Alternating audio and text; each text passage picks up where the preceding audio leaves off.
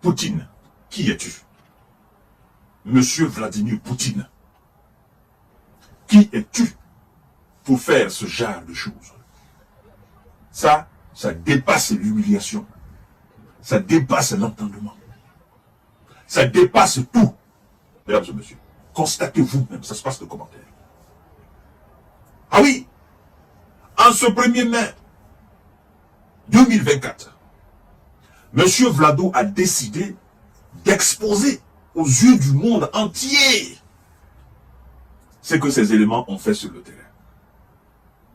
Nous allons entrer dans les profondeurs tout à l'heure pour disséquer exactement de quoi il s'agit. Ce sont des armes occidentales. Ah oui, qui ont été capturées.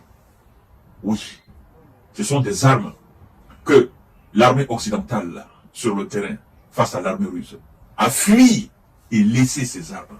Les Russes se sont saisis et ont envoyé à Moscou. Mesdames et messieurs, ça, le plus souvent, on voit ça dans les films. Non, on voit ça dans les science-fiction. Mais loin des science-fiction, loin des films hollywoodiens, loin encore de toute imagination, ça, c'est pas de la propagande. Ça, chère dame, ce que vous venez de voir, là, ça s'est passé aujourd'hui, 1er mai 2024 à Moscou. Exposition d'armes occidentales capturées sur le front de bataille en Ukraine par l'armée russe, mesdames et messieurs.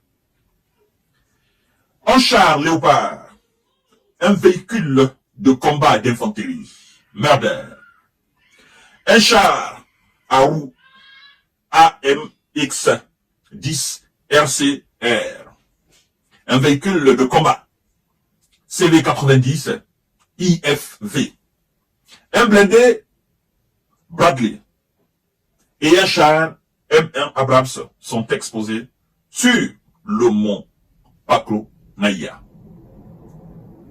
Au total, les Russes ont exposé plus de 30 échantillons d'équipements militaires fabriqués aux États-Unis, au Royaume-Uni, en Allemagne, en France, en Suède, en Finlande, en Autriche, en Turquie, en Australie, en Afrique du Sud. Oui, en Australie et en Ukraine. Mesdames et messieurs, vous allez vous poser la question de savoir pourquoi M. Vlado fait cela. Vous savez, en réalité, et en toute sincérité, nous sommes dans la guerre. Je ne vais pas vous mentir. Nous sommes dans la guerre. La guerre a ses phases. La guerre a ses réalités. Et c'est l'une des réalités de la guerre, comme M. Vladimir Poutine vient de faire. C'est pourquoi nous disons que ces gens-là sont des astres en matière de combat, en matière de guerre. Ils sont des astres. Ils maîtrisent tous les ficelles du métier. D'abord, je dois vous parler psychologiquement. Ça a un rôle très important pour l'armée russe. Ça joue énormément aussi sur le moral des troupes occidentales sur le terrain. Mais aussi, c'est pour dire aux Américains que les 61 milliards de dollars que vous allez envoyer comme équipement militaire en Ukraine, voilà le sort qui est réservé à vos équipements militaires en Ukraine. Nous allons les capturer. Nous n'allons pas dorénavant tous les brûler. Nous allons garder d'autres comme trophées. Et le moment venu, nous allons les exposer aux yeux du monde entier pour que le monde voie exactement que nous ne sommes pas dans le mensonge. Nous sommes dans la vérité.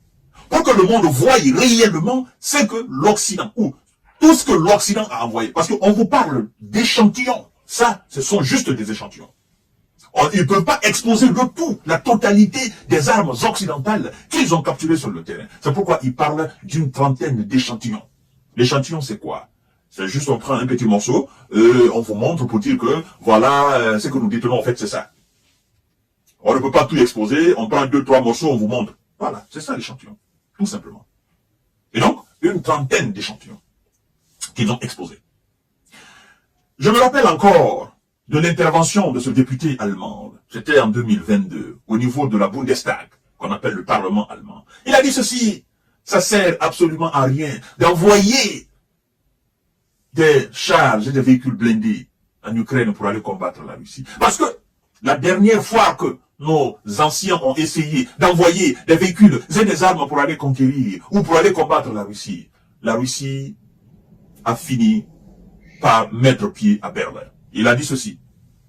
Mes collègues, vous, députés allemands, vous savez, vous êtes conscients que pour nous, les députés allemands, chaque matin, avant d'entrer dans ce Parlement, nous sommes obligés de passer devant 2 chars russes, là, à Berlin. Nous sommes obligés de passer devant. Symbole de la victoire russe sur l'Allemagne. Ça ne sert à rien de les envoyer. Il dit aujourd'hui, tous ceux qui disent que il n'y a aucune chance pour l'Ukraine de l'emporter face à la Russie, tous ceux qui parlent de négociations sont considérés comme des pro-russes, et ceux qui sont en train d'envenimer la situation sont du beau côté, donc du côté américain. Alors, il dit, ça sert à rien. Nous sommes en train d'assister à cela. Les chars allemands, l'échantillon est là. Les chars britanniques, l'échantillon est là. Les chars américains, l'échantillon est là. Les chars alors, les équipements ou les blindés français, l'échantillon est là. Autrichien, l'échantillon est là. N'est-ce pas? Australien, l'échantillon est là. Turc, l'échantillon alors. Alors, chers dames, chers messieurs, chers demoiselles. C'est pour donc, c'est-à-dire, ça, cette image-là, c'est pour dire aux Occidentaux, réfléchissez 1000 fois avant d'envoyer des armes. Parce que nous serons intolérables. Oui. Et réfléchissez 1000 fois avant d'envoyer quoi que ce soit.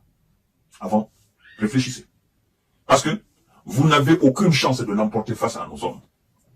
Et ça d'ailleurs, il faut dire que ça remonte le moral des troupes russes qui sont en position de force véritable actuellement sur le terrain. Et ça pleure de gauche à droite. Parce que la Russie est sans limite maintenant. En fait, quand nous parlons comme ça, il y en a qui pensent que oui, nous sommes en train d'en faire trop. Non, c'est pas ça en fait. Nous sommes juste en train de dire la vérité. Et la vérité est que l'Amérique n'a aucune chance de l'emporter, cette guerre par procuration face à la Russie. Et on est en train de faire du tort, on est en train de faire du mal au peuple ukrainien. On est en train de faire du mal à la terre ukrainienne. C'est ça la réalité. Et nous autres, c'est ce qui nous fait mal. Nous voyons, nous constatons la supériorité russe sur les éléments qui sont sur le terrain en Ukraine. Mais d'autres veulent faire croire que l'Ukraine est très fort, l'Ukraine est très fort, l'Ukraine va résister, l'Ukraine... Le but de l'Ukraine, c'est pas de résister. L'objectif, le but de l'Ukraine, c'est de dérussifier l'Ukraine, c'est de chasser les Russes de l'Ukraine. Mais est-ce qu'ils en ont la capacité? En fait, c'est ça, ils n'en ont pas la capacité, au fait.